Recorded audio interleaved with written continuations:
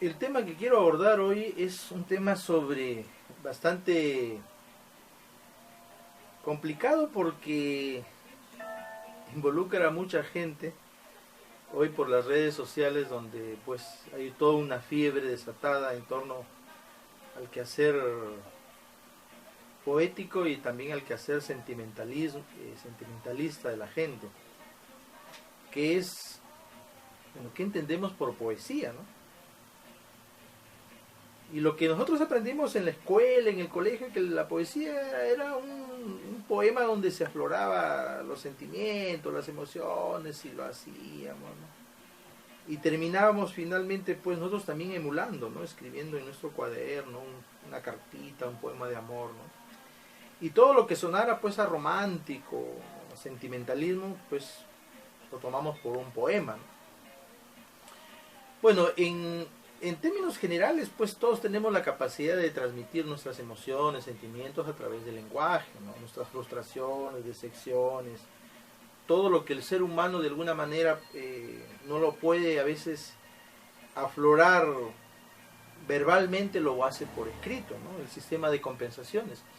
Hay gente que no tiene la capacidad de hablar, pero lo desarrolla escribiendo, ¿no?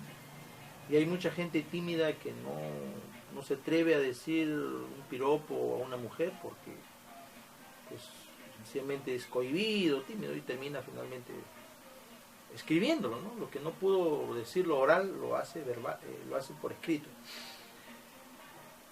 Y digo que no es fácil porque indudablemente el acto de escribir es un acto pues consustancial a todos, ¿no? Todos podemos escribir nuestro diario, nuestras charadas, nuestras impresiones, emociones, etcétera, ¿no? O sea, eso está por descontado como acto comunicativo, que todo el ser humano, el lenguaje sirve para transmitir todas las emociones, ¿no? Positivas y negativas, de frustración, de alegría, de euforia, de tristeza, de felicidad, etc. Pero cuando vamos al rigor estricto, ¿no?, de lo que significó la poesía en los orígenes de la humanidad, obviamente que estuvo vinculado a hechos religiosos, a hechos mágicos, a ritos, a cuestiones, digamos, de alegría, del campo, a extasiarse sobre lo que veía en el mundo, ¿no?, en la naturaleza. El minimalismo y, digamos, la cosmovisión, digamos, del mundo, pues el hombre empezó, ¿no?, lo que no podía explicarlo, no podía decirlo, lo empezó escribiendo. Y inicialmente la poesía pues nació producto pues de la actividad humana, ¿no?, de los actos de la cosecha y recolección, pues los cantos de alegría, no para identificar a un país, los himnos, los cantares, para de alguna manera expresar el acto de amor de un ser humano a otro ser humano, ¿no?, los cantos, las elegías, las endechas, ¿no?, para expresar la tristeza por el fallecimiento de algo, pues una elegía.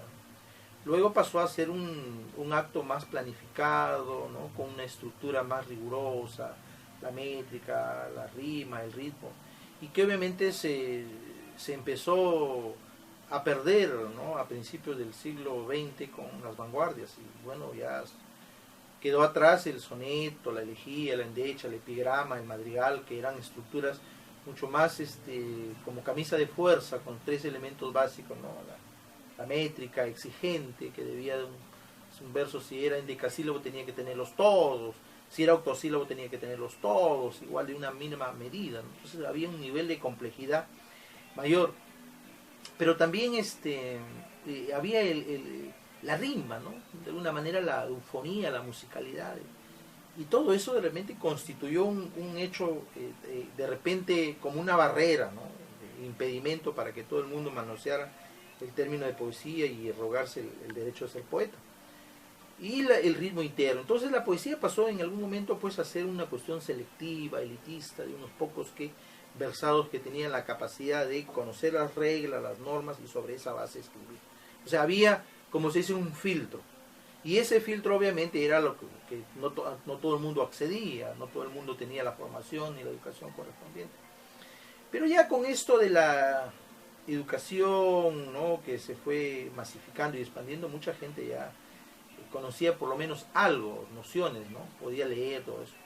Sin embargo, eso trajo sus consecuencias negativas porque obviamente podríamos decir que la poesía se prostituyó, se masificó, se popularizó, pero al mismo tiempo llegó a convertirse casi en una expresión cotidiana, ordinaria, sin ningún talento, sin ningún trabajo estético, sin ninguna concepción más allá, digamos, de ver el poema como un producto laboriosamente elaborado y muchas veces, a veces hasta con no poco nivel de complejidad en su comprensión, en su de construcción e interpretación, ¿no?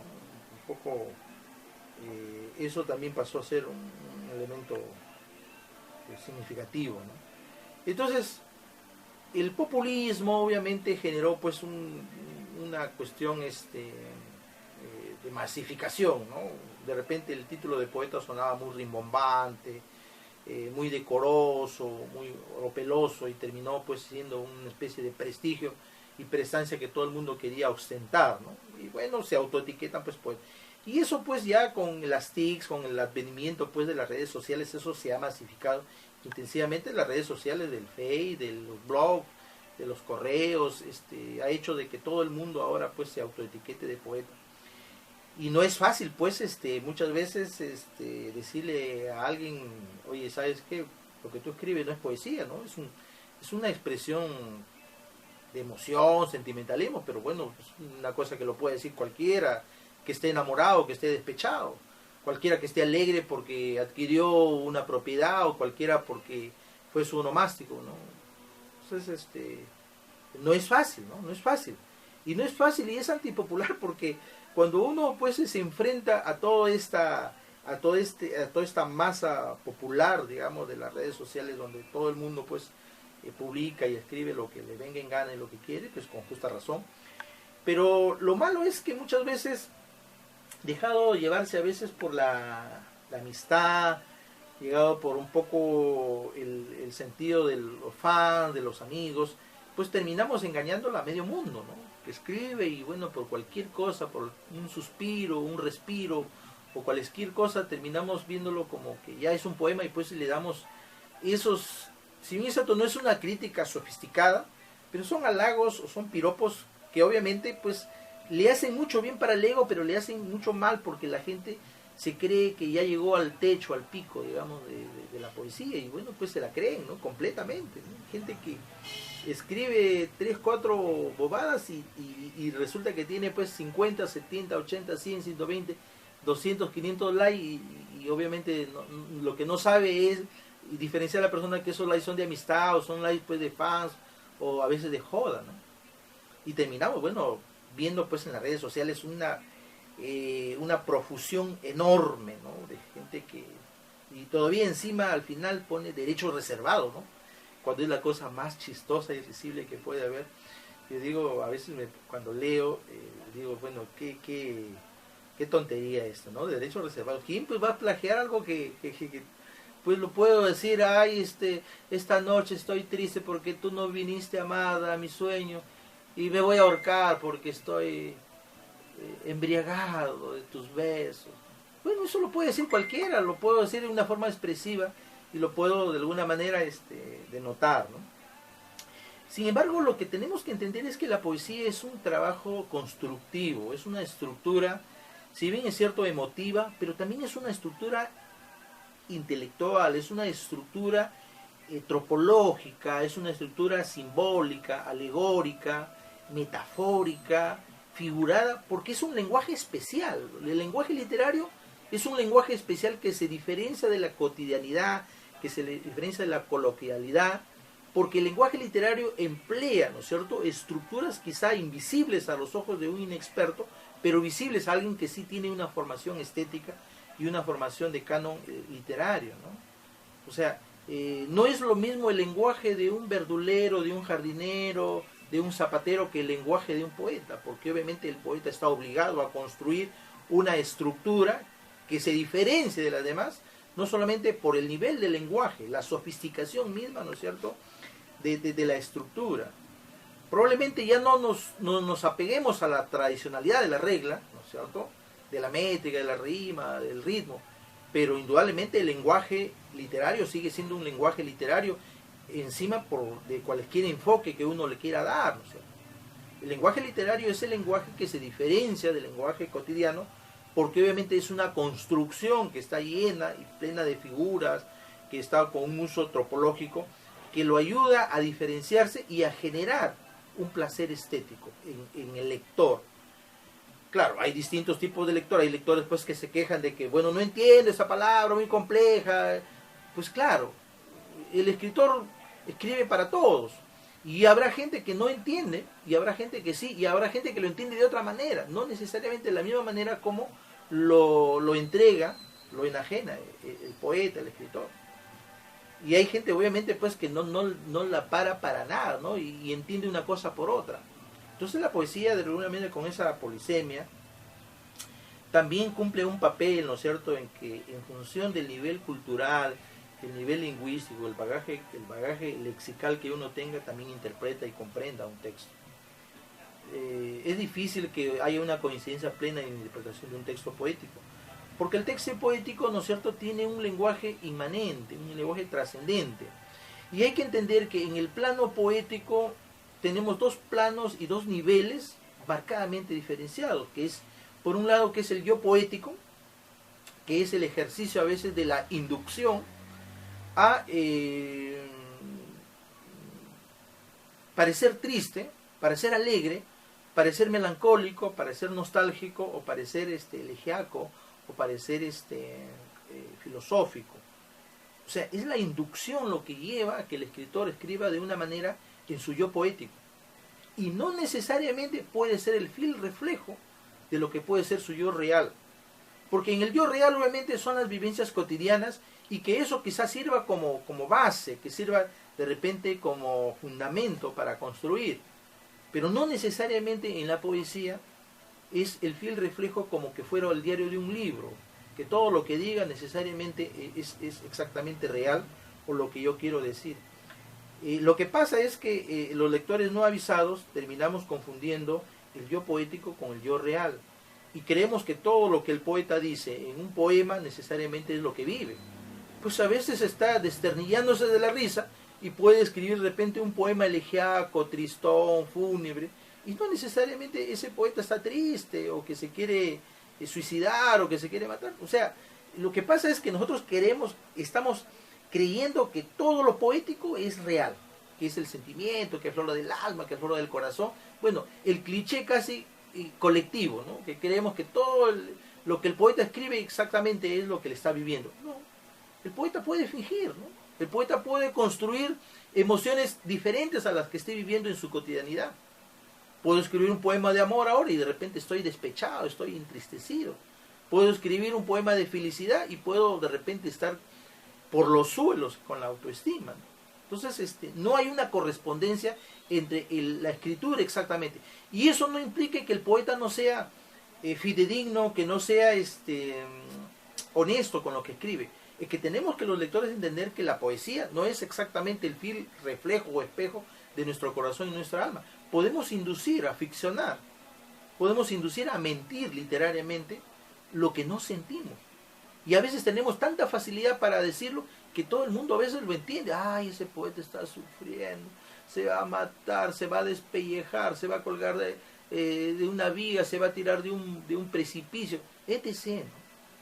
No necesariamente es eso. O sea, tenemos que desmitificar eso y entender que la función del lector no puede estar entendiendo un poema como que fuera un acto histórico, donde sí hay una necesidad de un rigor, de fechas, de datos, de precisión, ¿no? La poesía no es un rigor histórico, no tiene esa funcionalidad de rigor histórico. Es una construcción, obviamente, que licúa, que fermenta, que entremezcla pues imaginación, fantasía, deseo, creatividad, intelectualismo, y obviamente el poema termina siendo una amalgama de todo ello, ¿no es cierto? Un crisol de muchas cosas.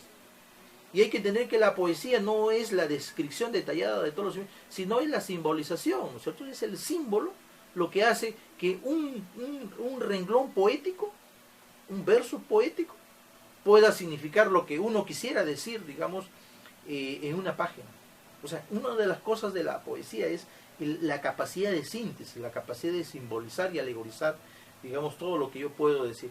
Y obviamente la poesía siempre se escapa, ¿no es cierto? Se escapa del rigor, pues, sintáctico, tiene ciertas licencias de romper la propia estructura sintáctica, innovar, ¿no?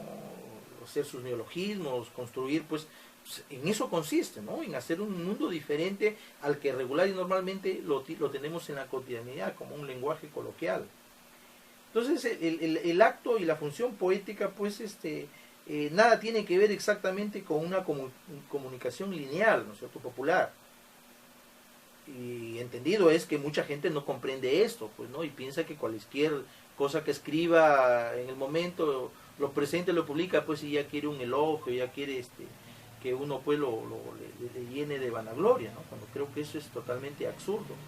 Porque obviamente el hecho poético, el constructo poético, termina siendo toda una complejidad hasta para comprender e interpretarlo, ¿no? Y le apliquemos cualquier herramienta metodológica o enfoque de interpretación, siempre el poema rebasará cualquier interpretación, ¿no? La comprensión, digamos, de un texto poético de Polibio, de Ovidio, de Virgilio en su época, será muy diferente a la comprensión que se tenga hoy en el siglo XXI, ¿no es cierto? O sea, la comprensión que los griegos tuvieron sobre la Ilíada, la Odisea de Homero, pues será diferente, ¿no es cierto?, a lo que hoy entendemos por poesía. La construcción de ese momento, la interpretación del momento, los lectores del momento, pues tuvieron diferente manera, ¿no es cierto?, de percibir, ¿no? Y no es que, según el fundamento de la teoría de la recepción, que el lector haga el poema, ¿no? El poema lo hace el escritor, y los lectores, obviamente, construyen, a partir de esa visión, construyen su propia identificación o rechazo, su especie de acercamiento o alejamiento del sentido real de lo que se quiere decir en un poema. Es difícil que un escritor pueda escribir con una misma intención para todos. O sea, si bien es cierto, el lector le da una significación a cada escrito de un escritor, y pueden haber, si hay 100 lectores, cada 100 lector tendrá una percepción distinta de un poema. Cada uno le llegará de distinta manera, porque hay un factor ideológico, un factor educativo, un factor cultural, un nivel, digamos, de formación literaria que uno tenga, porque muchísima gente que lee pues no tiene mínimas nociones de formación literaria más que las básicas que tenemos en la edad escolar, ¿no? El típico poema cantado, recitado, ¿no es cierto?, melodramatizado. Pero obviamente otra cosa es entrar al rigor, ¿no es cierto?, de la comprensión afectiva y emotiva de un poema, que eso es mucho más complejo, que eso es mucho más difícil de poder, digamos, querer homogenizar. Porque obviamente en una construcción poética hay muchos factores, ¿no? Lo que decía, el factor emocional, no todos tenemos la misma sensibilidad y emoción para captar y decodificar un poema, no todos tenemos esa capacidad de la misma manera, ¿no? Porque no todos tenemos la misma educación, la misma concepción del mundo, el mismo conocimiento del arte, el mismo conocimiento de canon literario, de perspectiva literaria, no todos tenemos eso. Normalmente el vulgo, el común de la gente en las redes sociales, pues son sus conocimientos mínimos, y bueno, lo que más triunfa es la poesía amorosa y la poesía erótica, no son los que tienen más like y todo eso, ¿no? Y a veces que seas muy explícito, pues te conlleva a tener mayores likes, ¿no? Pero eso no necesariamente, ¿no? O sea, 500 o 1000 likes no te garantizan necesariamente que ese poema sea de calidad. Porque de esos 500 o 1000 likes, 1 o 2 serán los que de alguna manera tienen un pleno conocimiento y una decodificación del poema y una valoración. Y un like tampoco no es una opinión, sencillamente es un cumplido que uno pone para decir que lo leyó, o bueno, que le interesó. Más allá no. Lo que tiene valor obviamente es un comentario crítico, un comentario, pues más allá, pues me gusta, qué bonito, qué hermoso, ay, qué fantástico, ay, como amigas, más allá de esas simples emociones expresadas, yo creo que la valoración de un poema está por explicar y tratar de alguna manera de indagar o asediar. Aunque eso de explicar es muy difícil, ¿no? Un poema no se puede explicar, y mucho menos un poeta está obligado a explicarlo, porque rompe la magia, el encanto, el mito de eso, ¿no? Hay poetas que, entre comillas, poetas que empiezan diciendo, bueno, este poema lo hice, y hacen todo un historial, ¿no es cierto? Cuando estuve sentado alguna vez al borde del río Amazonas y de pronto pasó una bandada de guacamayos y entonces sentí que me ofuscó. Bueno, hace todo un historial y al final le entrega pues 4, 5, 6 estrofas pues insignificantes, ¿no? ¿Para qué explicas? ¿Por qué explicas? La poesía no necesita ser explicada. El poeta no necesita estar diciendo en qué momento lo hizo. Eso dejémoslos al lector. Al lector no le interesa esas boberías, ¿no? Al lector le interesa el poema, ¿no? Se tira 10 minutos para hacer un prólogo, una introducción a un poema, y ese poema pues resulta que no es ni poema, ¿no? Es una cuestión emotiva, ¿no? Oh, que yo estuve pasando en una lancha y de pronto apareció una bandada de loros que dibujaron mis emociones y mis sentimientos y me sentí abobado porque te recordé, oh amada mía, en esta ternura, en esta noche en que el agua está pasando por mis orillas. Bueno, por favor, esas son emociones que me pueden salir así de pronto, ¿no? Pero la cosa es que la poesía es un acto construido, trabajado laboriosamente, ¿no? Es un trabajo, para mí es un trabajo consciente, es un trabajo artesanal que necesitas pulirse, releerse, modificarse antes de estar dando, ¿no? Hay poetas que escriben tontería y media, bueno, y tienen la capacidad, el papá, el abuelo, la mamá, la hermanita, el enamorado, el esposo, pues le publican y bueno, qué sé yo, pues no, ya publicar un libro para ellos lo convierte en poeta, no, publicar un libro no lo convierte a nadie en un poeta ni en escritor. Cualquiera puede hoy con sus recursos publicarse y no necesariamente que eso constituye un hecho literario, ¿no? Es un punto de partida, sí, pero no necesariamente el escribir un libro, publicar un libro, necesariamente pues te da el reconocimiento, por lo menos en la posteridad. Te puede dar reconocimiento entre tu familia, tu papá, tu compadre, tu hermana, tu vecina, tu compañero de colegio, de universidad. Bueno, pues para salvarte la emoción y la inversión, pues te pueden decir todo. Pero en realidad un poema es más que eso. Es un universo donde está encriptado muchas veces el sentimiento y la emoción más profunda del ser humano. Un poema es la edificación de todo la vida secreta e interna, conjugada y licuada de cualquier persona. Un poema es una cueva perfecta donde uno puede emocionarse y puede hacer un soliloquio y un monólogo sin fin. Yo quiero un poco, para redondear esta idea de poesía, porque con ejemplos creo que se entiende mejor, he sacado algunos extractos de unos 4 poetas universales, de Octavio Paz, de Vicente Huidobro, de Pablo Neruda y de Vargas Vila y de Vallejo. Quiero extractar solamente para que se entienda lo que se entiende por poesía, ¿no? Para que haya y también he sacado unos 4 o 5 extractos de las redes sociales, ¿no? Obviamente no les voy a poner nombre porque yo sé que se van a sentir mal y muchas veces se sienten a veces hasta vapuleados, maltratados porque le dicen que no es, o sea, para que se sientan bien hay que decirle que sí son poetas. Pero miren, miren esto. Primavera a la vista. Pulida claridad de piedra diáfana, lisa frente de estatua sin memoria, cielo de invierno, espacio reflejado en otro más profundo y más vacío. El mar respira apenas, brilla apenas, se ha parado la luz entre los árboles, ejército dormido, los despierta el viento con banderas de follajes. Nace el mar, asalta la colina, oleaje sin cuerpo que revienta contra los eucaliptos amarillos y se derrama en ecos por el llano. El día abre los ojos y penetra en una primavera anticipada. Todo lo que mis manos tocan vuela, está llena de pájaros. Miren qué bonito, de Octavio Paz, mexicano, de 1914 y murió en el año 1998. A ver, de Vicente Huidobro, un creacionista al que yo admiro mucho. Invierno para beberlo. El invierno ha llegado al llamado de alguien y las miradas emigran hacia los calores conocidos. Esta noche el viento arrastra sus chaleas de viento. Teje, queridos pájaros míos, un techo de canto sobre las avenidas. Oíd crepitar el arco iris mojado, bajo el peso de los pájaros se ha plegado. La amargura teme las intemperies, pero nos queda un poco de ceniza del ocaso. golondrinas de mi pecho, ¿qué mal hacéis sacudiendo siempre este abanico vegetal? De Vicente Huidobro, chileno, 1893-1948. Y de Pablo Neruda, Durno doliente. De pasión sobrante y sueño de ceniza, un pálido palio llevó, un cortejo evidente, un viento de metal que vive solo, un sirviente mortal vestido de hambre, y en lo fresco que baja del árbol, en la esencia del sol, que su salud de astro implanta en las flores, cuando mi piel parecida implanta el oro llegar el placer, tu fantasma coral, con pies de tigre, tu ocasional funeral, reunión ígnea, acechando a la patria en que sobrevivo, con tus lanzas lunares que tiemblan un poco. Y aquí de Vargas Vila, poemas al amor.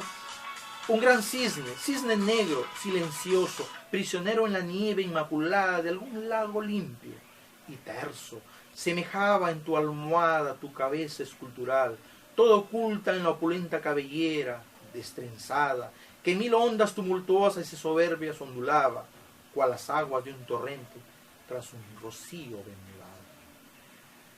Y aquí de Vallejo, uno de los más grandes de la poesía universal. Yo nací un día que Dios estuvo enfermo, todos saben que vivo, que soy malo, y no saben del diciembre de ese enero, pues yo nací un día que Dios estuvo enfermo. Hay un vacío en el aire metafísico que nadie ha de palpar, el claustro de un silencio que habló a flor de fuego. César Vallejo. Y aquí un extracto de los poemas que entre comillas se venden con nota al pie. Derechos reservados. Miren, algunos extractos, obviamente no voy a decir jamás su nombre, anónimos. Salgamos todo el pueblo a la marcha. Viva la revolución sin maltratación. Abajo el imperialismo yanqui, que yo soy panqui. Otro poeta, entre comillas. Oh, mi bella amada, te he soñado y me dabas un dulce beso. Por eso no duermo ni como por ti. Otro poeta. Mi buen Dios que nos proteges, me llenas la vida de pleitesía y felicidad. Cuánto te adoro, mi Señor. Otro poeta. Si no vienes hoy, moriré colgado de una viga, porque no me amas como yo, mi bella mujer. Y acá otra poeta. Ay, mujer, linda, hermosa, sencilla, elegante, frágil, pero fuerte. Sola aún con gente, sonríe entre lágrimas, simple, compleja, soltera o en pareja, joven o más madura. La belleza está ahí, en tu alma perdura. Y abajo, todos estos señores que dicen ser poetas y poetisas, para feminizar, son con derechos reservados. O sea, nadie puede plagiarlos porque están con los derechos reservados. Eso me parece una total guachafería, ponerle derechos reservados a algo que es trivial, incipiente, que no tiene pero ni la categoría. O sea, en las primeras lecturas de Vargas Vila, de Neruda, de Octavio Paz, de Vicente Huidobro, de Vallejo, encontramos ¿qué cosa? Pues un torrencial poético metafórico, ¿no? O sea, el lenguaje utilizado en estos poemas es de una elevada sofisticación estructural y lingüística. Para hacer poesía y leer poesía se necesita tener un conocimiento pleno del lenguaje. Y no es que para hacerme popular tenga que decir, bueno, cualquier cosa es poesía. Pues eso tampoco es prostituir, es caer pues casi en decir, pues cualquiera puede ser pintor, ¿no? Yo agarro un lápiz y empiezo a rayar una hoja y ya, una línea ya es un cuadro pictórico. Creo que ese es un error pues que siempre hemos venido vendiendo y que lamentablemente la gente a veces no ha sabido procesar, ¿no? O sea, cualesquiera coge una pluma o un pincel y ya es poeta, ya es pintor. Eso me parece también muy pretencioso, ¿no? Yo creo que el trabajo poético, la poesía tiene que trabajarse, tiene que elaborarse, tiene que de alguna manera llevarse a un nivel de más trabajo, ¿no? Es difícil concebir que alguien que no haya leído escriba bien, porque es consustancial. Con la escritura son como las caras de una misma moneda, son el anverso y el reverso. Aquel que no haya leído, pues difícil, ¿no? Será un monótono que repite pues del mismo tema siempre lo mismo, ¿no? Y su nivel y su lenguaje